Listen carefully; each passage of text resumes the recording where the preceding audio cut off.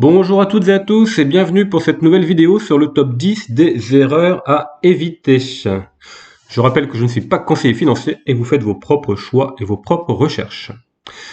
Alors pour rappel, c'était un questionnaire qui avait été publié sur Twitter et les managers Sorare ont répondu à plusieurs questions. L'une d'entre elles était: quelles sont les principales erreurs à éviter quand on débute? J'en ai fait un top 10. C'est pas exhaustif, hein, c'est ce que les managers ont répondu. Donc il en manque sûrement plein.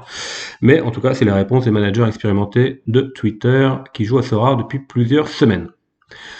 L'erreur numéro 1, c'est se précipiter. Donc vous avez le temps, par exemple, si vous êtes parrainé, vous avez 5 enchères à faire pour avoir une carte gratuite. Prenez votre temps, hein, rien de presse, vous l'aurez votre carte gratuite si vous faites les enchères.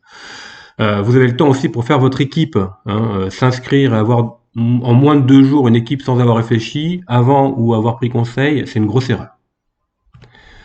Deuxième erreur, s'éparpiller. Non, vous ne pourrez pas avoir une équipe compétitive en limited, all-star, champion, challenger, en U23, etc. Et aussi avoir une all-star rare palier. Il va falloir se fixer une stratégie. Moins, mais mieux. All-star limited, c'est super dur et compétitif, hein. Pourquoi pas aller sur la MLS, le Japon, voilà. Vous pouvez très bien vous faire une petite stratégie comme ça, qui sera moins onéreuse. Ne pas avancer dans le brouillard. Donc renseignez-vous, il y a Twitter, Transfermarkt, Sorare Data, Sorare Club, si vous connaissez pas ces sites déjà, c'est qu'il y a un souci, donc allez-y, hein, ça veut dire que vous commencez.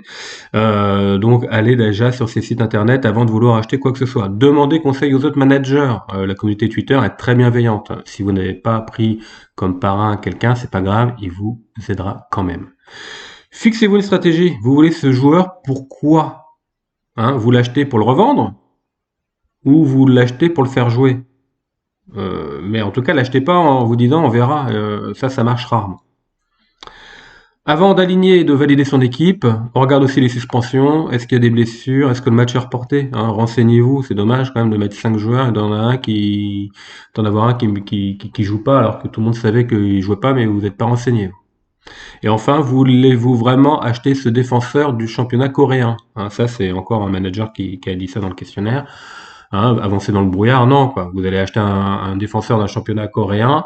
Est-ce que vous êtes au courant qu'il y a un service militaire obligatoire là-bas, qu'à 26-27 ans, ils vont devoir y aller? Est-ce que vous êtes au courant qu'en Corée, ça communique très peu? Donc, ça se trouve, votre joueur, il est blessé, mais vous le saurez pas. Suivre les modes. Alors, se méfier des annonces de transfert.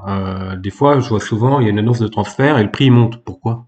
Le joueur, il était bon avant. Qu'est-ce qui vous garantit qu'il sera encore bon derrière? Qu'un joueur à son prix qui monte quand il n'était pas couvert et qui va dans un club qui est couvert, je comprends. Qu'un joueur qui n'avait pas de temps de jeu va dans un autre club, bon, il peut avoir que du temps de jeu en plus, il n'en avait pas avant, mais si le mec était déjà bon, à quoi ça sert de l'acheter? C'est plutôt risqué même. Et enfin, méfiez-vous des L5 qui sont au top. Si un joueur, il a 50 sur un L15, il a 80 sur un L5, ça serait peut-être mieux le meilleur moment de le vendre plutôt que de l'acheter. Ne pas céder aux émotions, donc ce qu'on appelle le panic buy et le panic sell. Là, on l'a vu récemment avec Opanda. Il a fait, je sais plus quoi, il a pris un carton rouge ou il a fait une mauvaise performance. Son prix il a chuté d'un coup. Les gens ils se sont mis à le vendre d'un coup. Il y a des joueurs qui performent. Je l'explique dans une autre vidéo. D'ailleurs, c'est une technique d'achat-revente. Ils performent et il y a des gens, ils vont les acheter tout de suite. Bon, voilà, ça c'est ce qu'on appelle panic sell, panic buy, ou alors panic buy. Il me faut un joueur pour compléter ma game week, je vais l'acheter à n'importe quel prix. Voilà, ça, il faut éviter de faire ça. Surpayer. Donc surpayer, on va rebondir là-dessus justement. Regardez le prix, tous les prix du dernier mois sur Sorare Data. Pourquoi vous paieriez plus que les autres? Vous êtes le dindon de la farce?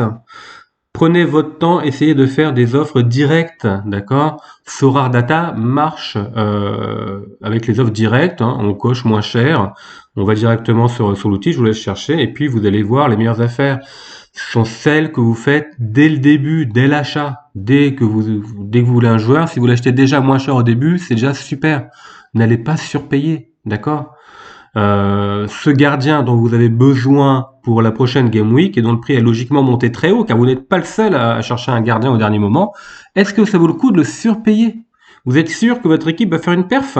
Vous êtes sûr que vous allez gagner plus que ce que vous surpayez actuellement pour avoir le gardien? Et puis après, tout le monde va vouloir le vendre, ce gardien, en même temps que vous. Vous allez perdre à la revente. Donc réfléchissez bien, ça sert à quoi de payer 0,05 ETH en plus pour un gardien pour gagner une carte que vous allez peut-être même pas gagner de carte, et vous allez gagner une carte sinon de 10 euros, et vous allez avoir perdu en fait 0,5 ETH. Donc réfléchissez quand même bien à ça. Faut savoir prendre sur soi et ne pas acheter à n'importe quel prix. Alors anticiper c'est bien. Je vous ai fait une vidéo d'ailleurs là-dessus, comment on gagne de l'argent en anticipant, mais il faut pas sur-anticiper, quoi. D'accord? On voit des gens, ils achètent un joueur en se disant dans 2 ans il va être super fort. Vous voulez vraiment immobiliser de l'argent pendant 2 ans? Il y en a qui le font, bah, ça peut être une tactique, hein. Il y en a qui ont plein d'argent, et puis qui vont mettre un petit 20 euros, 20 euros, 20 euros, 20 euros sur des cartes rares, 30 euros, tac, ils vont les garder pendant des années, et puis ça peut marcher. Ça va marcher sûrement avec le nombre de joueurs qui augmente, etc. On est en pleine progression. Mais est-ce que vous pouvez vous permettre de bloquer de l'argent comme ça? Alors, méfiance sur l'excès de confiance, ne pas croire que vous allez gagner chaque semaine, hein. Moi, par exemple, je fais une super team Challenger, je ne dois rien gagner.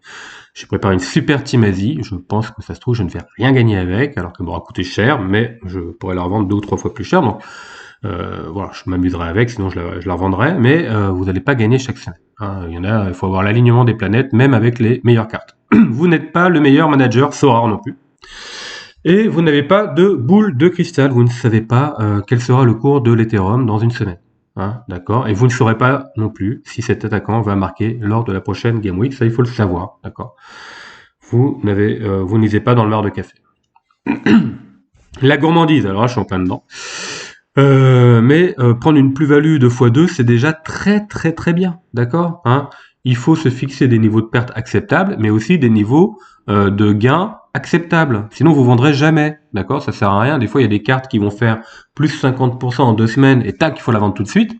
Mais vous allez la garder, et puis 2 mois après, vous l'aurez, et puis vous serez encore à plus 50%. Donc là, vous aurez immobilisé votre argent pour rien. Voilà au niveau des erreurs. Je rappelle le parrainage, c'est gratuit. Lorsque vous inscrivez sur Sora, vous prenez un parrain, et donc Sora, au bout de 5 enchères gagnantes sur des limited, vous donnera une carte gratuitement à vous et à votre parrain. Donc moi je vous propose évidemment de vous parrainer. Mon nom de parrain c'est Big Black Bear. Je laisse le lien sous la vidéo. N'hésitez pas, je suis sur Twitter, vous pouvez me contacter, il n'y a pas de souci, j'aide plein de monde. Qui sont pas d'ailleurs mes filleuls, mais bon, si je pouvais aider des filleuls, ça serait plutôt pas mal aussi. Écoutez, portez-vous bien et prenez soin de vous. Bye.